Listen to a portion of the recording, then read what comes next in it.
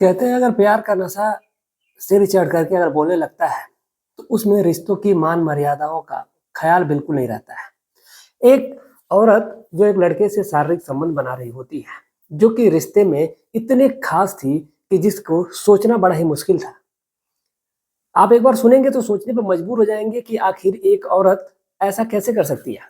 एक कमरे में पूरा गमगीन माहौल होता है और उसमें वो औरत कह रही होती है कि आज जी भर के कर लो, क्योंकि कल मैं जब चली जाऊंगी तो फिर तुम्हारा क्या होगा। इस पर जो लड़का होता है वो कहता है कि रोने लगता है और कहता है कि अगर आप चली जाएंगी तो फिर मैं अकेले कैसे रहूंगा, मैं फिर तड़प जाऊंगा। लेकिन उन दोनों के बीच में फिर जो होता है वो वाकई अपने आप में दिलचस्प हो जाता है। इसके बाद जो उस लड़के ने कदम उठाया, उसके बाद उस महिला की रातों की नींदें और दिन के चैन उड़ जाते हैं।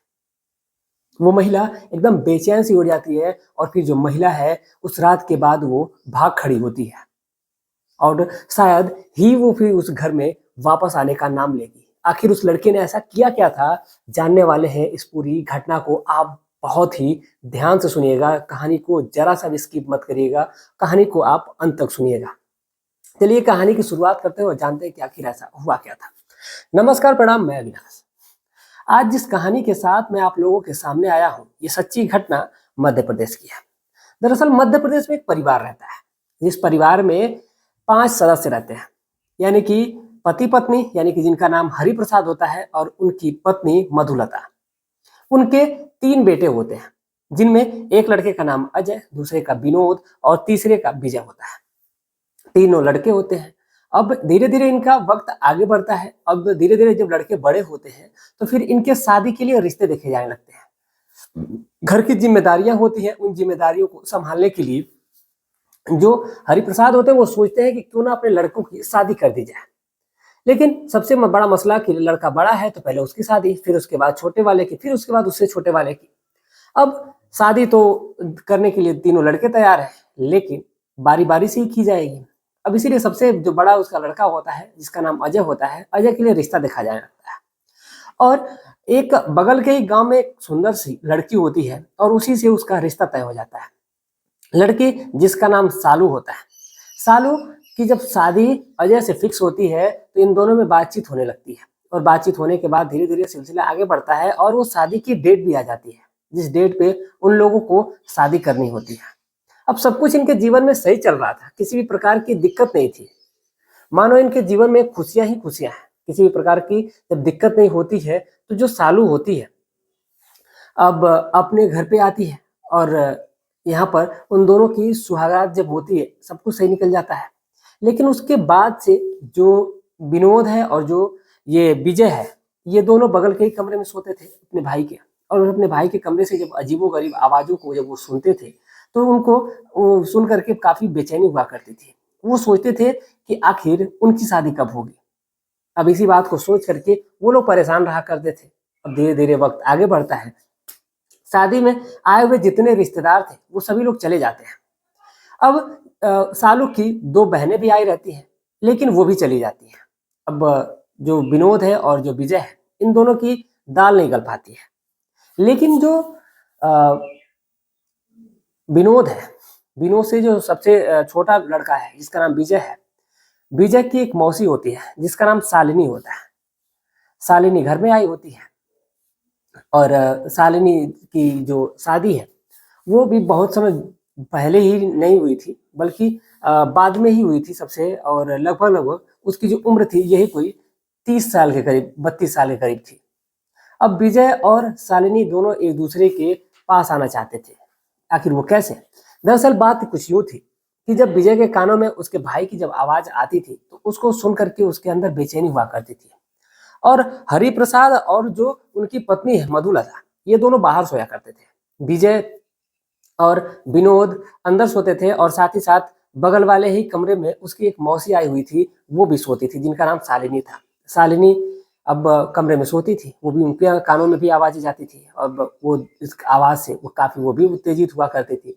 दरअसल जो शालिनी का पति होता है, जिसका नाम कमलेश होता है।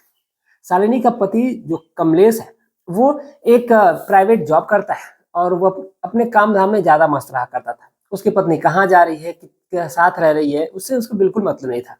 वो अपने काम में मस्त रहा करता था, अपनी दुनिया में मस्त रहा करता था। अब ऐसे ही वक्त आगे बढ़ता है। अब इसकी पत्नी जो थी वो लगभग लगभग यहाँ पर 1 महीने के लिए रुकने वाली थी।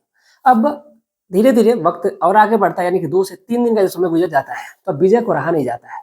विजय एक रात जाता है अपनी मौसी के कमरे में और जा करके वहीं पर वो बैठ करके बातचीत कर रहा होता है, इधर-उधर की बातें कर रहा होता है और कहता है कि मौसी, काफ़ी वो फ्रैंकली थी और उसे कहता है कि आपको ये जो रात की आवाज़ें आती हैं, आपको नहीं बेचैन करती? मैं तो ये सुन कर के आवाज़ों को एकदम बेचैन हो जाता हूँ, उतावला हो जाता हूँ। पता नहीं मेरी शादी कब होगी? इस पर वो जो शालिनी होती है वो कहती है कि बेटा तुम्हारी शादी भी हो ही जाएगी, अभी तुमसे बड़ा तुम्हारा भाई है, अभी उसकी भी होनी ज़रूरी है। तो कहता है कि हाँ, इसी बात का तो इंतज़ार है, अगर वो जल्दी उसकी शादी हो जाती तो फिर मैं भी कर लेता। अब जो शालिनी होती है वो कहती है कि ठीक है। अब फिर ये दोनों भी बातचीत कर ही रहे होते हैं, तब तक कमरे से अजीबो-गरीब आवाज़ें आना शुरू हो जाती हैं। अब इसको सुन कर के जो विजय है वो काफ़ी उतावला होता है, बेचैन होता है। अब शालिनी भी आवाज़ों को सुन कर के वो भी मदमस्त होती जा रही थी। उसके पति ने भी उसके साथ कई महीनों से शारीरिक संबंध नहीं बनाए थे। अब विजय और शालिनी दोनों एक ही कमरे में हैं, दोनों बैठ कर के बातचीत कर रहे हैं। आवाज़ों का जो दौर है वो शुरू हो चुका है। अब धीरे-धीरे जो शालिनी है, शालिनी से विजय कहता है कि आपके पति भी तो बाहर रहते हैं, आपके ज़्यादा ख़्याल नहीं रखते हैं, आप अपने आप को कैसे कंट्रोल करते हैं? मुझसे तो कंट्रोल ही नहीं हो पाता है। अब ये सब बातें उन लोगों में हो ही रही थी कि इसी बीच पता नहीं कब उन दोनों में एक दूसरे की प्रति प्यार जगने लगता है और दोनों एक दूसरे के नज़दीक आ जाते हैं और दोनों एक दूसरे के नज़दीक आकर के दोनों एक दूसरे को बाहों में जकड़ लेते हैं और उसके बाद वहीं से वो सिलसिला शुरू हो जाता है, जो कि बगल वाले कमरे में, यानी कि उसका भाई अजय और जो उसकी पत्नी थी सालू कर रहे थे।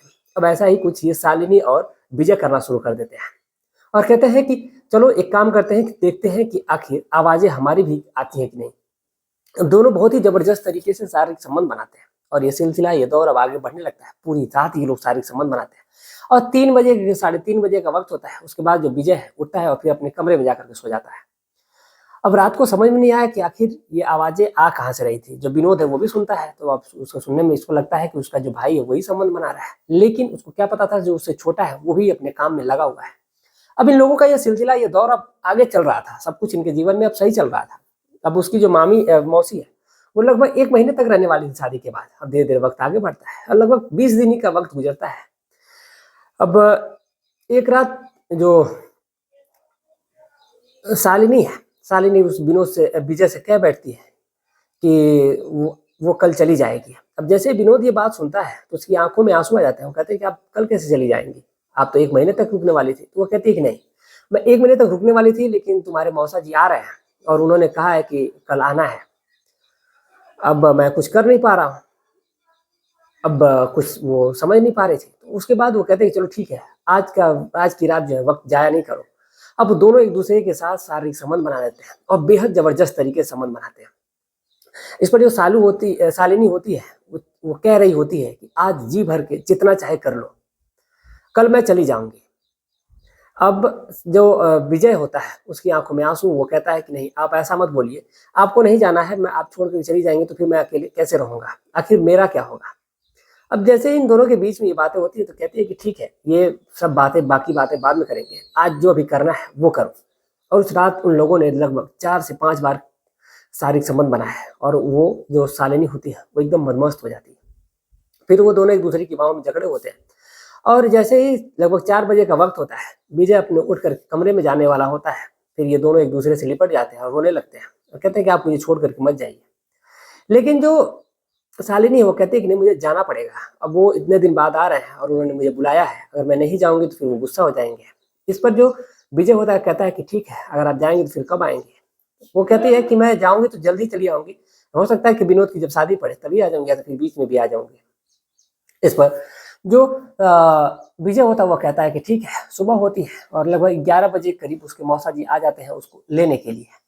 लेकर के उसको अब जाने की बात करते हैं, तो इस पर जो शालिनी होती है वो कहती है कि काम करिए कि आप चले जाइए और फिर मैं 3-4 दिन बाद वापस खुद आ जाऊँगी। अभी घर में सब कुछ देखने के लिए, बहन अकेले देख नहीं पा रही है, संभाल नहीं पा रही है, उसको संभाल करके आ जाऊँगी।